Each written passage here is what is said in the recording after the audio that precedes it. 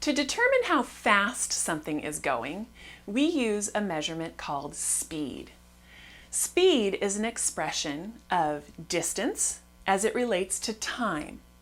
So if I say that a car is going a certain number of miles per hour, my miles is my unit of distance, and the per hour is my unit of time.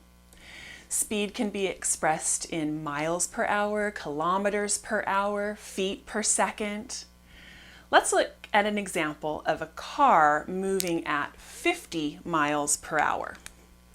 So we might see this written as 50 miles per hour.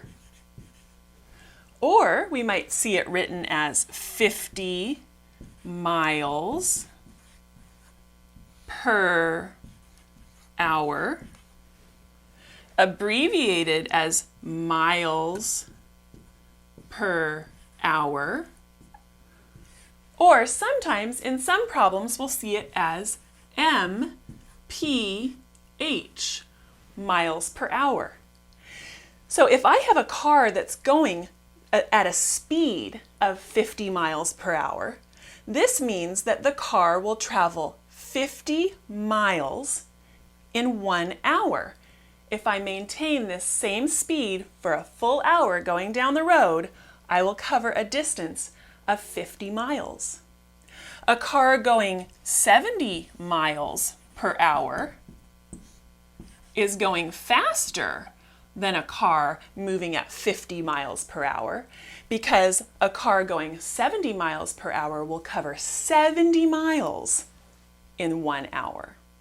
Similarly, a car going only 30 miles per hour will only cover 30 miles in 1 hour.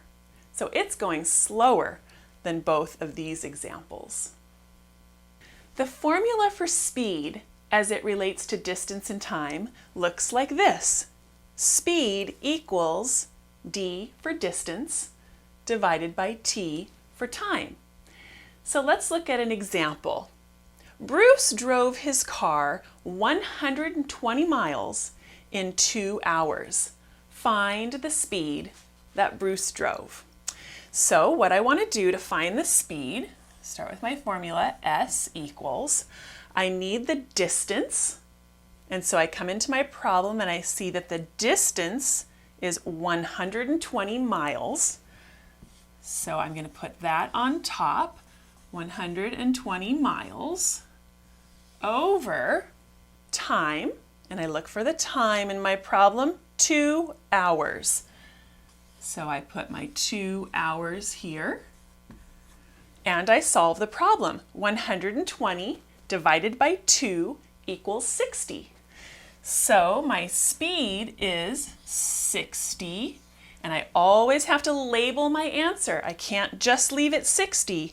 I need to say 60 miles per hour. So the solution to my problem is that the speed that Bruce drove his car was a speed of 60 miles per hour. Let's look at another example using speed. Charles walked at 4 miles per hour for 3 hours. And our question is, how far did he walk? So I can see I've got speed and I've got time, and I want to find distance. So to find the answer to this problem when we already know the speed and the time, we're going to return to our formula of speed equals distance divided by time. But in this case, I want to find distance. And so I need to rearrange my formula so that distance, or d, is all alone by itself on one side of the equal sign. So right now I look at my d and I think, uh-oh, there's a t in the way. It's attached to the d by division, and so to unattach it, I'm going to do the opposite operation, and I'm going to multiply by t. Whatever I do to one side of an equation, I have to do to the other. And so I can cancel out my t's here, and now I reached my goal of having my d all alone by itself on one side of the equal sign. Let me rearrange this though so it looks a little more familiar. So now we've got distance equals time times speed. So to find the distance, when I know the time and the speed, I just simply multiply time times speed. So let's look in our example for time. Time, we have 3 hours. So 3 hours is our time, and we're going to multiply that by the speed that Charles walked, 4 miles per hour. So times 4 miles per hour. So when I go through and multiply this, 3 times 4 equals 12. I've got hours here in the numerator and hours here in the denominator, so those two cancel out, and I end up with my answer of 12 miles. So the distance that Charles walked when he was walking at 4 miles per hour for 3 hours is he covered a distance of 12 miles. Let's look at another example of speed, distance, and time. Danny threw a ball at 120 feet per second. How long did it take the ball to travel 90 feet?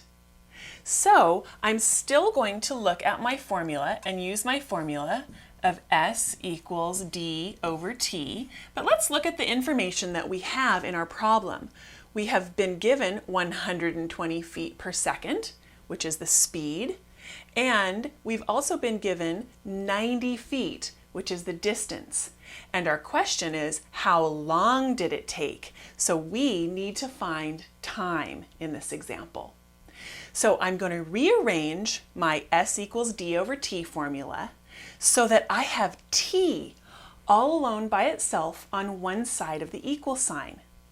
So what I want to do is I want to first of all multiply both sides of my equation by T. This cancels this T out of this side because any number over itself is just 1. So I can cancel that out. And by multiplying this side by T, whatever I do to one side of an equation, I have to do to the other. So when I multiply this side by T, it gets my T for time up in the numerator. Now, I want this T all alone by itself, but I still have one thing in the way, and that is this S. The S is attached to the T by multiplication. So to unattach it, I'm going to use the opposite operation, which is division. So I'm going to divide this by S, and whatever I do to one side of an equation, I have to do to the other. So I have to come over here and divide this side by S as well. Anything over itself just equals 1, so I can cancel that out, and I've reached my goal. T is all alone by itself on this side of the equal sign, and I've got T equals D over S. So let me rewrite that as T equals D over S. So anytime I'm looking for time, I can take distance divided by speed and find the time. So let's plug our information from our example into our new formula here. So distance is a distance of 90 feet. So I'm going to plug 90 feet here into my numerator, and my speed in my problem up here is 120 feet per second. So here in my denominator, I'll put 120 feet per second. So to find the time, I'm going to divide 90 divided by 120. So time equals 0.75 seconds. So the answer to my problem, how long did it take the ball to travel 90 feet? It took 0.75 seconds.